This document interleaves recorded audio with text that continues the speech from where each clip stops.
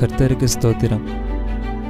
இன்றைய தியானத்திற்கான வேத வசனம் 1 பேதுரு 1:7 அழிந்து போகிற பொன் அக்னியினாலே சோதிக்கப்படும், அதை பார்க்கிலும் அதிக விலையேற பெற்றதாயிருக்கிற உங்கள் விசுவாசம் சோதிக்கப்பட்டு இயேசு கிறிஸ்து வெளிப்படும் போது உங்களுக்கு புகழ்ச்சியும் கனமும் மகிமையும் உண்டாக காணப்படும்.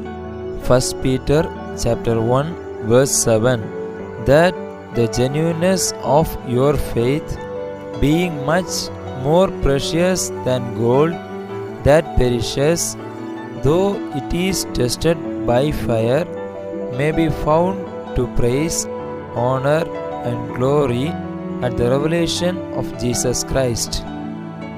May God bless you.